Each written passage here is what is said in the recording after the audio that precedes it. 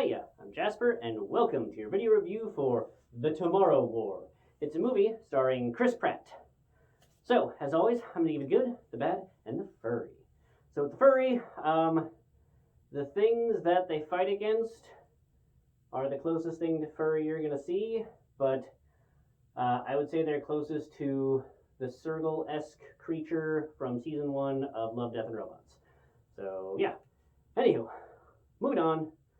This movie is about, so there's this time travel setup where this is the present, and these people from this time frame travel back to the past to be like, hey, we're getting schwacked by all these aliens and we need your help. But basically from when they went back in time, that's kind of when their timelines, the distance between them kind of is set. So as time moves forward here, it also moves forward there. So they send people back in time to be like, hey, come help the future. And then these guys get sent to the future. But again, that time frame kind of continues with that same distance. So it's not like these guys from the past can jump like to this point in time to take out the aliens. They have to jump to this point in time where the aliens are already winning. So that's the premise of the movie. I will say that pretty much most of the CGI looks great. I did have to watch it at home because this was not in theaters. It was just on Amazon Prime Video. And to be honest with you, I kind of get why it was not released in theaters. They clearly had the budget for CGI for the most part, but I don't think the story was quite there. They had some good elements. Like they had, they had Chris Pratt's dad and the interactions that he had with him, and then they had like the fun comedy character for when he went in the future, and then they had the military aspect for like, oh, we gotta save the world, and then, so they had these different elements that could work, but together they just don't work for me.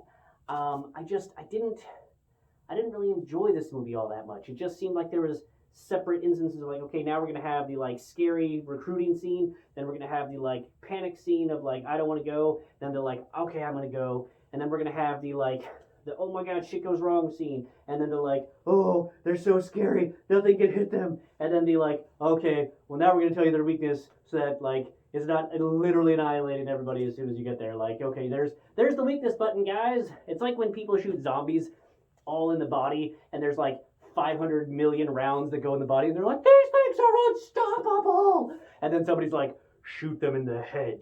And then people are like, oh, pew, pew, pew, pew, pew, pew, pew. And it's like, headshot, headshot, headshot, headshot, headshot. It's not quite to that level in this movie, but like, again, they build it up in like a horror movie sense. So like, the individual things are great, but they don't work together. And I didn't really buy their recruitment effort, the getting everybody to agree to an effort. It seemed like they were trying to set it almost in the real world, close enough to where I wouldn't buy all the nations of the world agree to this.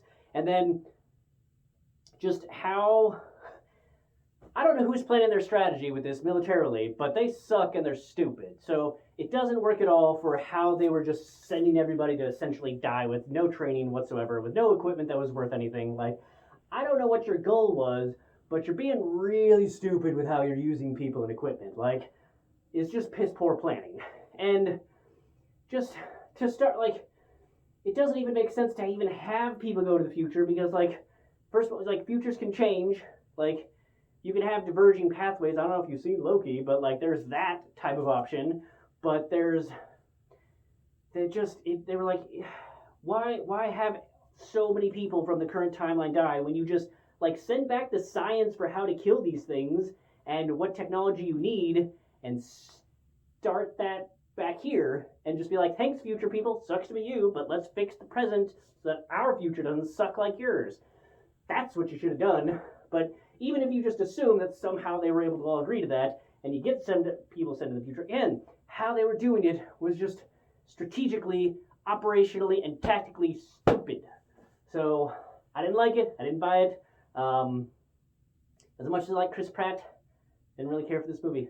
So, I mean, he's a great actor, and he did what he could with this, but the material and the individual spots just don't line up for me. So, if you have watched this, or if you do watch this, I do sincerely hope you enjoy it, because there was clearly you know, there's a lot of hours that go in that level of CGI, and the number of actors that did have a part in this movie, but it just wasn't there for me. So, yeah, I guess see if you're a super fan of Chris Pratt, but I am, and I still didn't like it. So good luck. Alrighty, thanks for coming. Thanks for watching. Hope to see you at the next one. Bye.